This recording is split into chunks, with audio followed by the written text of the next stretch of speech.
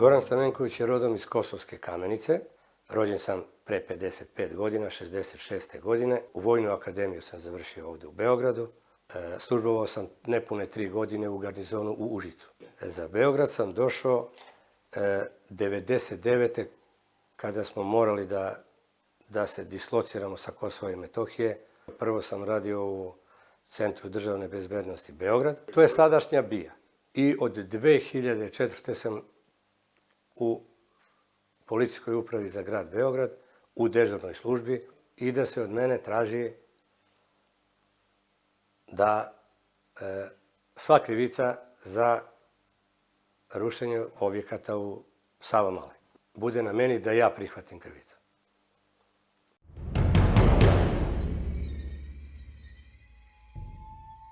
Bio je izborni dan, onda teče izborna noć. Tu noć generalno me oko 21 sat pozvao načelnik, koji je bio tu u štabu, Kostić Zvonko, i dobio sam zadatak, znači bit ću veoma precizan, da ukoliko bude došlo do nekakvog rušenja,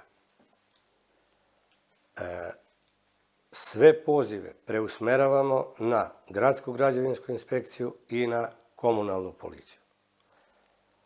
U tom razgovoru sam tražio dodatno objašnjenje vezano za ovo naređenje. Kaže da je naređenje on dobio od načelnika policijske uprave Veselina Milića, da se u buduće tako postupa. Znači, da ja nisam dobio takvo naređenje, postupak bi bio u toku te noći sasvim drugačiji. Ja nisam znao ni u toku te noći kakvi su planovi, ko je uključen i šta će se rušiti. Moram da kažem da sam znao da će se nešto rušiti.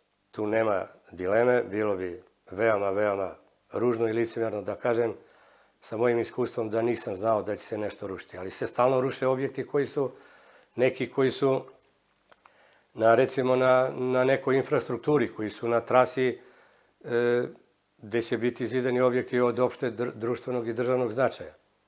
Nisam imao pojma šta i kako, ali sam zato odmah u 21:30 sišao dole kod radnika i sve radnike postrojio, naglasio, izdao naređenja i rekao da ukoliko bude došlo do bilo kakvog rušenja, da me ne konsultuju, jer nema potrebe.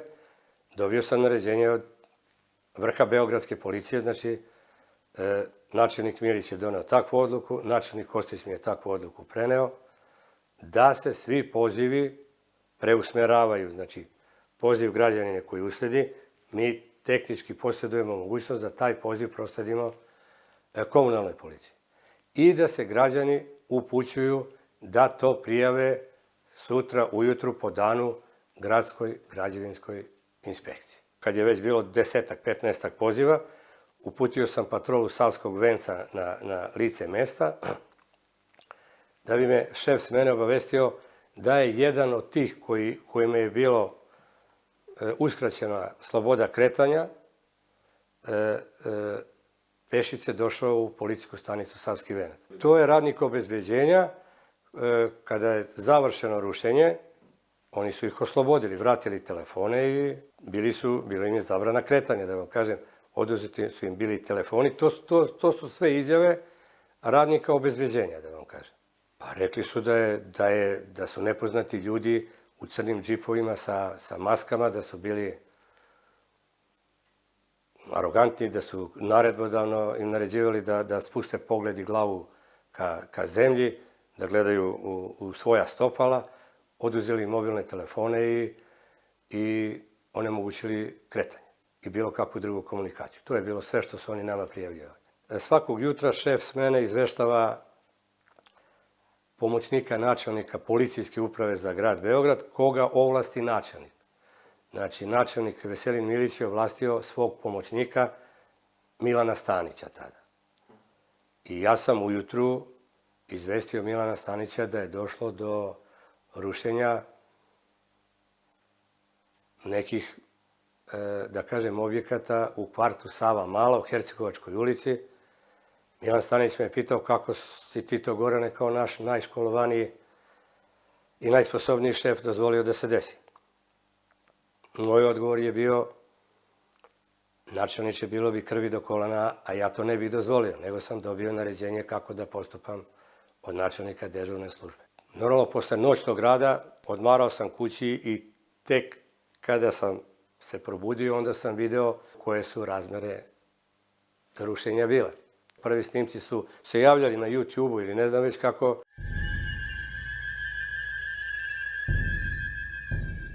Zamenik zaštitnika građana je obavio razgovor sa svojim saradnikom sa mnom. Razgovor je obavljen u zgradi policijske uprave za grad Beograd u kancelariji pomoćnika načelnika policijske uprave.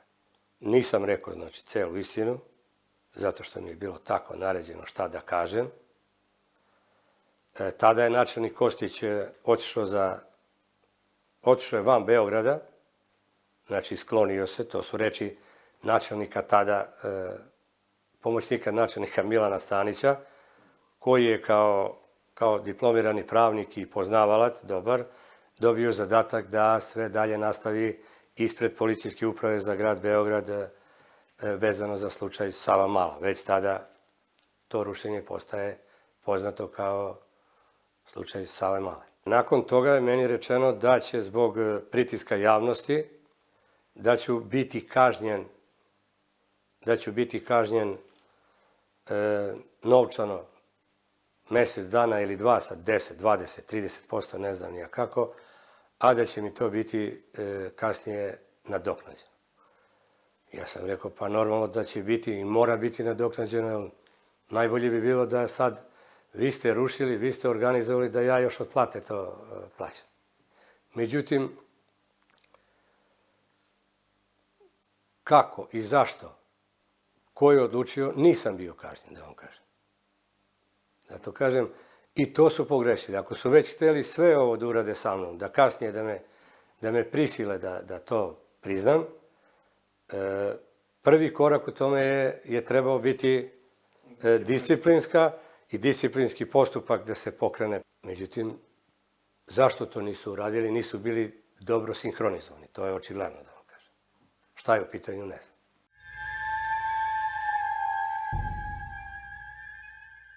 U 2017. u junu mesecu, sećam se, ja sam radio opet od 19 do 07. Sekretarica me je zvala i prenela naređenje načelnikovo da se spremim 2 do 3 sata ranije, da negde oko 16 časova budem spreman. To znači da ili ponesem uniformu, da se obrijem, da se spremim za posao, da će doći vozač po mene, jer tada je bila zamenik šefa kabineta gospođica Dijana Hrkalović, da zahteva razgovor sa mnom ona i načelnik policijske uprave, gospodin Veselin Milić. Kako da vam kažem, tada mi je Kostić direktno preneo zašto su me zvali i da se od mene traži da sva krivica za rušenje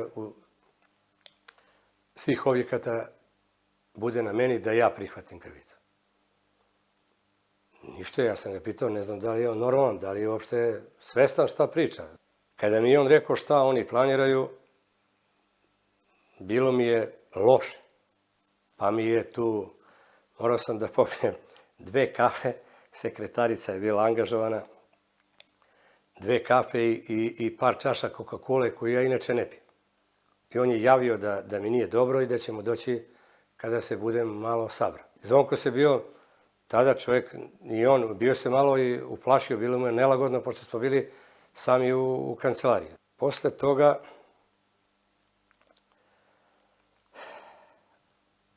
uvodnu reč je imao načelnik policijske uprave Veselin Milić, koji me je Bog zna kako nahvalio. On je tad mene navodno predstavio Dijani Hrkalović, rekavši da su se o mene mnogo ogrešili, da sam bio planiran za mesto nekog načelnika, da je to mesto dodeljeno drugom na urgenciju izvesnog ministra, nedvosmisleno mi je poručeno da ja moram da prihvatim da je to zahtev i ministra Stefanovića i da dolaze u ime samog državnog vrha tadašnjeg premijera gospodina Aleksandra Vučića, da se vrši strahovit pritisak od strane Evropske komisije na Srbiju, da procesuira odgovorne za nelegalno rušenje objekata u Savamaloj. Da će država znati da ceni ako prihvatim, da će država znati da ceni ukoliko ne budem želeo da prihvatim, ukoliko ne budem želeo da se žrtvujem za taj neki viši državni cilj i viši državni interes.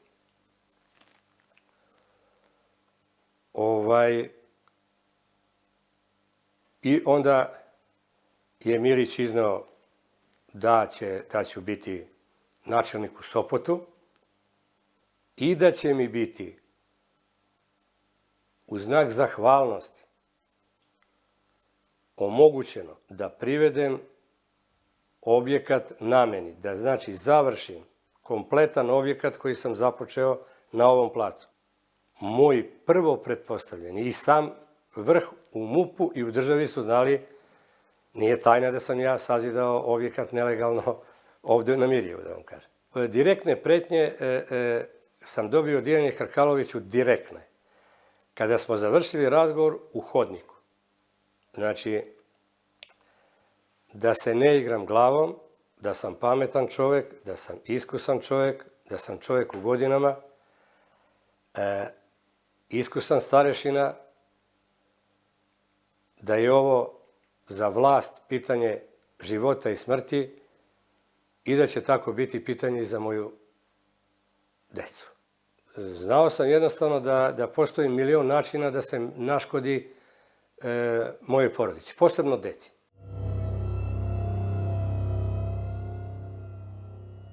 Po nalogu tužioca jesam, najpre sam dao izjavu kolegama iz sektora za unutrašnju kontrolu u svojstvu građanina, znači dao sam službenu belešku, uzeta je od mene službena beleška na zapisnik, a nakon toga sam saslušan u svojstvu okrivljenog, opet po nalogu tužioca. Prvo su mi rekli bit ću kažnjen 6 meseci zatvora, 2 godine uslovno, onda su promenili na 5 meseci. Zašto? Zato što je u međuvremenu u MUP-u usvojena uredba po kome svaki policijski službenik koji se osudi na 6 meseci pravosnažno, na 6 meseci zatvora i 2 godine uslovno, postaje nedostojan za rad u službi i sa njim se prekida radni odnos. Oni su znali da ja na to neću da prihvatim i zato su ovu kaznu sa 6 smanjili na 5 meseci. Određen je gospodin Šoškić po službenoj dužnosti. Znači, to je sve. Čovjek me je kao advokat pitao to što treba da me pita. Nije se detaljno bavio, nije me odvraćao, nije ovo, samo je rekao da ako sada priznam, nemam pravo žalbe. Ja sam to znao, ali sam to morao da prihvatim i ja sam prihvatio.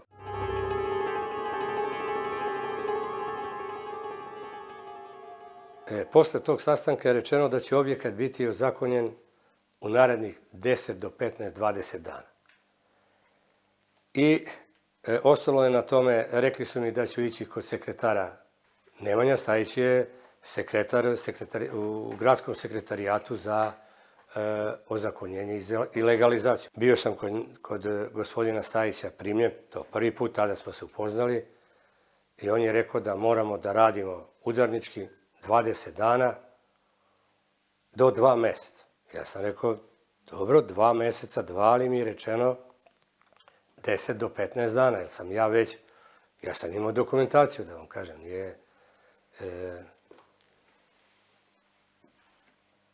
I tako je započela moja golgota vezana za ozakonjenje ovog objekta gde se sada nalazimo. Ja sam bio i kucao na sva vrata kako bih pribavio neophodnu dokumentaciju da se objekat ozakoni.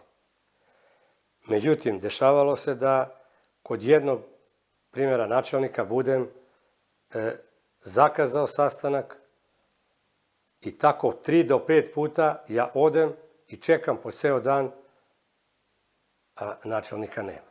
Ok, nećete da mi ozakonite. Pa mnogi od građana koji su sazidali objekte, pa čekaju po godinu dana, 2. I moj objekat je sazidan bio 2013. pa ga još nisam ozakonio. Onda sam bio sa Kostićem kod Dijane Hrkalović i ona kaže da je to ona naredila, da je šef naredio da sam mnogo vidljiv, da neću moći biti postavljen na mesto načelnika policijske stanice u Sopotu, a da ovo sve mora biti stopirano samo dok se završe predsjednički izbori, da nekim slučajem neko ne bi povezao mene i slučaj Savamale sa gospodinom predsjednikom. Ja kažem, kako to mislite, šefovice vidljiv? Ona je, Dijana Hrkalović je tada već bila državni sekretar. Kako to mislite vidljiv? Pa vi ste znali da ću biti vidljiv. Pa nisam ja Pinokio, pa nisam ja, nije to upaljač, pa ću biti načelnik Sopota. Vi ste tada znali kako. Kako ćemo sa objektom? Kaže, ništa se ti ne brini, to se do sada sve stopiralo, ja sam to naložila. Kako je to da ti Kostić to nije rekao ili Milić? Kostić je samo počeo da spušta glavu dole, ne gleda u mene niti u nju i kaže da eto on nije znao, a zašto mi Milić nije preneo, ne znam.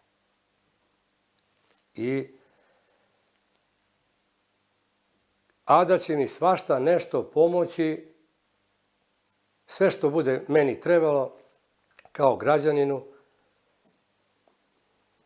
kako bi mi kompenzovali to što sam vidljiv, pa ne mogu biti načelnik. Kaže, sve će ti sada to biti završeno, Gorane, strpi se dok prođe izbori.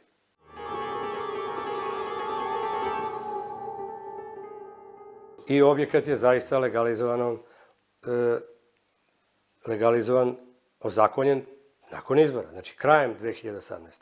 Novembra meseca 2018. godine. Pa ne ceo, pa samo ulaz jedan, da vam kažem. I ja sam onda najpre tražio prijem kod direktora i bio sam primljen kod direktora Rebića, koji mi je prilikom prethodnih obilazaka sa ministrom Stefanovićem prišao i pitao, Gorane, da li smo mi prema tebi ostali nešto dužni? Sam rekao, pa kako dužni, pa ništa mi niste pomogli, šta? I sramota je sada ovo što radite. Ušto sam i rekao sam, brate, vi ste kriminalci, vi ste rušili, kako mi se to obraćaš? Rekao, veoma pristojno. To što jeste. Kaže, dobro, nećemo tako, sedi Gorane. I onda je razgovor trajao oko 50 minuta. I on je onda preuzeo na sebe da to on reši. Posle 2 meseca nudio mi neka mesta tamo po MUP-u i ja kažem, mi ste stvarno ste smešan lik, ja ne mogu da razumem ovo. Ja ne mogu da shvatim, vi meni nudite koliko? 10.000 dinara veću platu. Ja još 2 godine treba da odem u penziju. Znači, generalno, vi mi nudite 2.000 evra. Ok, jer mi nudite 50.000 dinara veću platu. Ok, 50. Znači, 50, to je 5.000 evra godišnje, znači 2 godine 10.000 evra. Šta, vi meni nudite 10.000 evra da ceo život nosim vaše blato i vaš stid i sram i smrad na mojim leđima. Pa ne, eto, ja to toliko tako mogu. Ja sam kod Nemanje Stajića išao i čuo se ne jednom. To je, da kažem, tipa 10, 20, 30, 50 puta. Odgovor Nemanje Stajića je bio da ako se njemu naredi da će on to da reši, da se ja o tome ne brinem. Dijana Hrkalović, ako mu prenese to naređenje, od koga to Dijana Hrkalović dobija naređenja, to ne znam. On je u nekim razgovorom bio krajnje korektan i rekao da on uopšte ne razume. Kaže, i ja ne razumem ove moje, stvarno ne znam šta žele i šta je problem. Kaže, za sve to ništa nemoj da brineš, sve će to da se tada završi. I nije se završilo sve do sada.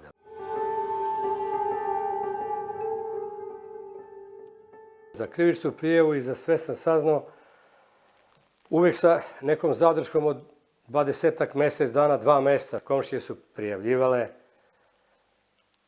su s pravom. Ja sam zideo sada, smatrali su da njih to ugrožava, da ću im zakloniti sunce, svetlost, vidi, svašta nešto. Policajci su 7 dana dolazili 50 puta, da vam kažem. Mi smo bili u PS Zvezdara, ja i supruga, uzeli su nam izjave. Ja sam jednom bio prisiljen da prihvatim krivicu u tužilaštvu, više nisam bio spreman.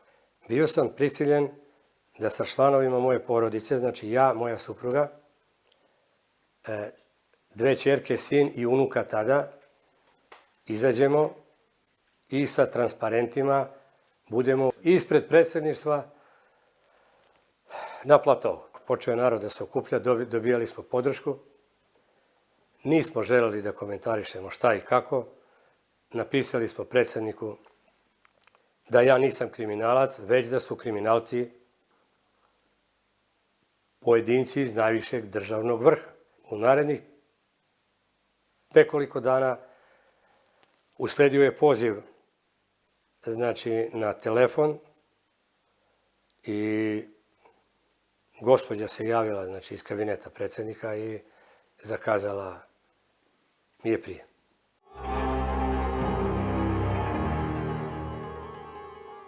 Bio je predsjednik tu i Nikola Selaković, bio je tada još u svojstvu generalnog sekretara, znači razgovor je trajao ne duže od 20 minuta. Jer zaista mi je bilo neprijatno, ja sam otišao da tražim pomoć, otišao sam kod gospodina Aleksandra Vučića da nađemo rešenje,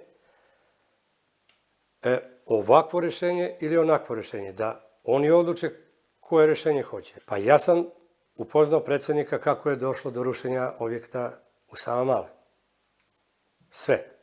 I rekao sam da lično kada Dijana Hrkalović kaže, da šef kaže da sam vidljiv, da lično misli na vas, predsjednik je rekao da smatra da je to Stefanović, ja sam rekao uz dužno poštovanje, lično mislim da Dijana Hrkalović Nebojšu Stefanovića nikad nije smatrala šefom. Kada je mene ucenjivala, kada je meni pretila, kada je mene prisilila da prihvatim krivicu, pričala u ime MUP-a, ali i pričala i u ime vlade.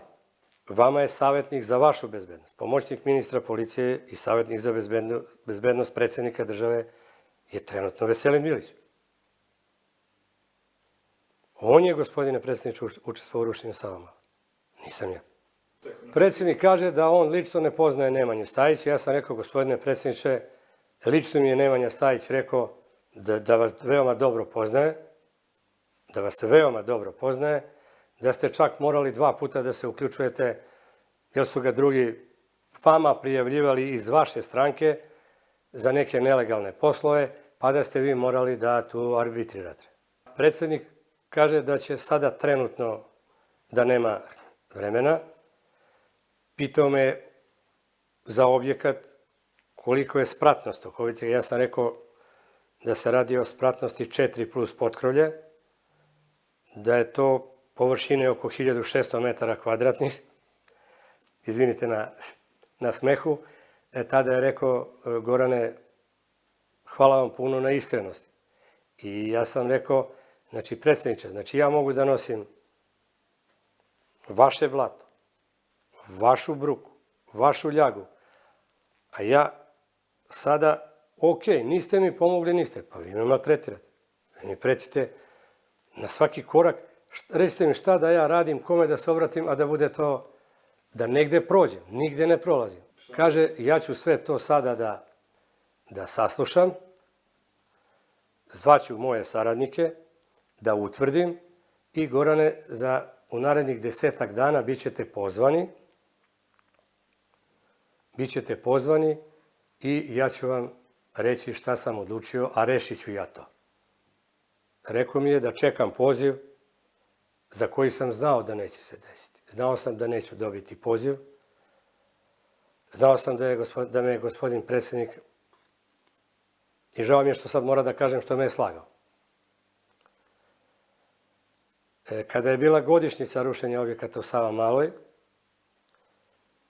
predsjednik je, ja sam lično čuo, ne znam na kojoj televiziji, rekao da me uopšte ne pozna. Znači, evo sada ću reći, gospodine predsjedniče, nemoguće je da me se ne sjećate.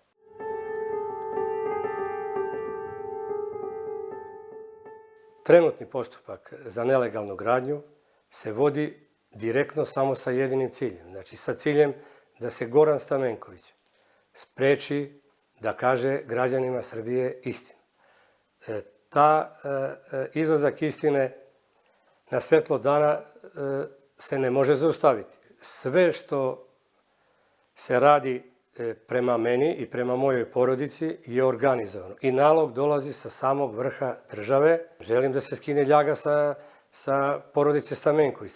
Kada otkucate šef smene Savamala, da izađe i taj demant, a da ne bude samo ovo što izlazi sada. Ja sam se izjasnio i vama rekao u jednom delu razgovora da nisam dobio takvo naređenje da tako postupam, da bi mi sprečili tu gradnju. To rušenje, ne gradnju. Ne zamerite mi ni vi, ni ljudi koji su oštećeni. Mislim da nisam ja čovjek koji bih sa mog nivoa, sa ovog, koji bi ja njima uputio kako se osjećaju. Mislim da nisam. Mogu tim ljudima da kažem, ako im je to satisfakcija, da je rušenje bilo organizovano, da je policija bila onemogućena da postupa. Mi smo postupali, nažalost, i na ovaj poziv. Ne bih se sada ponavljao kako, zna se kako smo postupali. Hoću samo da kažem još jednom, ne branim ja policiju, samo kažem, policija je bila sprečena da postupa onako kako treba, onako kako je naučena, onako kako zna, onako kako je uigrana.